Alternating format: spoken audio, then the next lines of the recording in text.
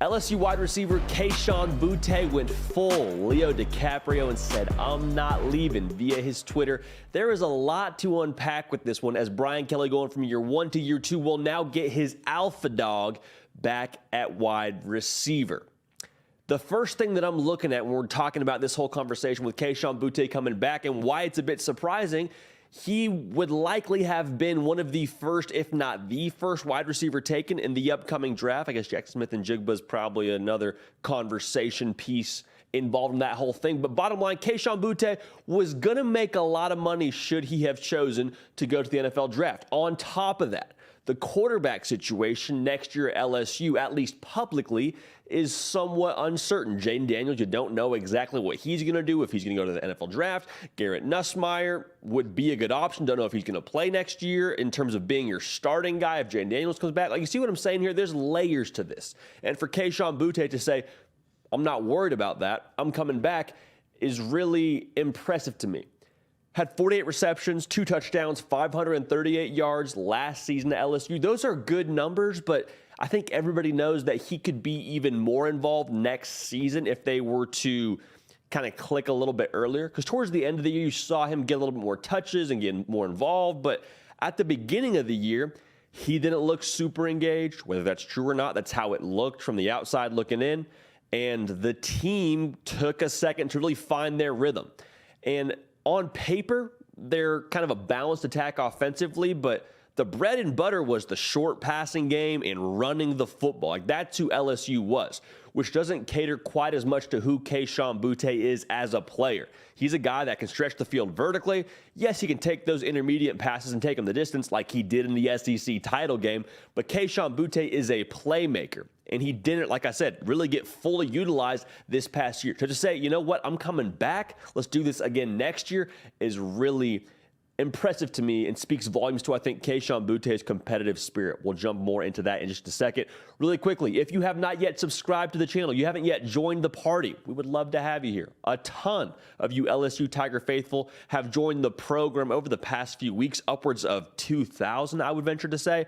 We're glad to have you here. If you haven't yet joined the party, no time like the present, go ahead, subscribe, lock in with us. Portal season, I'm coming back season, recruiting season, bowl game season. We got a lot to talk about. We want you at the party. Also, follow me on the social channels at JD Pickell on Twitter and on Instagram.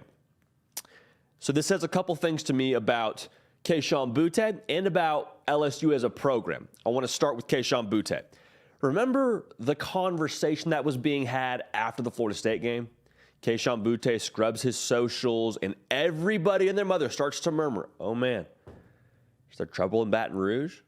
Is the Brian Kelly experiment already off on the wrong foot? Is Kayshon Boutte going to hit the portal, this week?" Like, there was so much uncertainty and so much conversation around what he might do, about, him potentially leaving. And now to fast forward the tape and say, okay, you know what, actually he's coming back for not just, he's not only not transferring, he's coming back for a whole other season to LSU, foregoing millions of dollars to go play in the NFL. Says a lot about Kayshon Boutte and his competitive spirit, because one of the things that he cited in his declaration on his social media was, "I want to come back to achieve the standard that is set at LSU to win a national title." I just want to be very clear. Kayshon Boutte doesn't owe LSU anything. Zilch, nada. There's nothing that Kayshon Boutte needs to still put forth at LSU as a player. They brought in a new staff, which needed to be brought in, and he could have very easily cut ties and said, "I'm an NFL player, I'm going to make millions of dollars." He doesn't need to come back to try and bring a title back to Baton Rouge. But the fact that he wants to, the fact that's important to him, I think just says so much about his love for this game, his love for LSU. And that's a high character move, in my opinion. I love the fact that he's saying those millions of dollars can wait. I understand it's a risk, but it's important to me to accomplish, or at least have a chance to accomplish next year, what me and my brother set out to do when we got to LSU. Shows loyalty, and again, shows competitive spirit, love for the game. Like, this fires me up, man. This absolutely fires me up. Talking about LSU as a program, to have your alpha dog, one of the leaders, one of the most visible players in that program wearing number 7, to come back and follow Brian Kelly in the second year, I think says a lot. Because one, that's a big domino to fall. That's your alpha dog coming back. So people are going to follow him. This is not the first player from LSU that's going to say, you know what, I think I do want to come back for another year. I think I do want to see what we can do in the second year under Brian Kelly. So that's impressive. Second thing, the culture.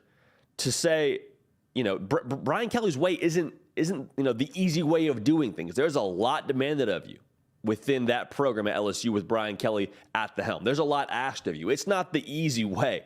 And to have the culture to where he understands that he wants to come back to better himself and to help this team get to where he believes they can get, the Brian Kelly process is further along than a lot of people expected it would be this time last year when he got hired. You thought you'd take your growing pains. You thought you'd take your lumps. You thought you might lose a couple of guys along the way. Looking like Kayshon Boutte might be one of them after game one, and that has not been the case. In fact, you've had guys like Kayshon Boutte and others in this program actually lean in even more when things got hot, when they turned up the heat, when you got adversity, when you lose Tennessee. That's when they started to respond. And so the program, the culture, the process, it's all well ahead of schedule in Baton Rouge. And Kayshon Boutte saying, you know what, run that back, Turbo, is a huge indicator and a huge temperature check of good things to come in the near future. This has been The Hard Count. I'm J.D. Piquel, Nick Brake, doing the heavy lifting. This is your show. It's college football, year-round.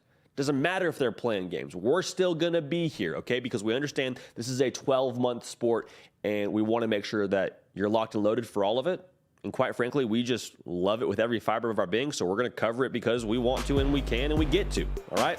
So we're going to keep the party rolling, and we will see y'all next time.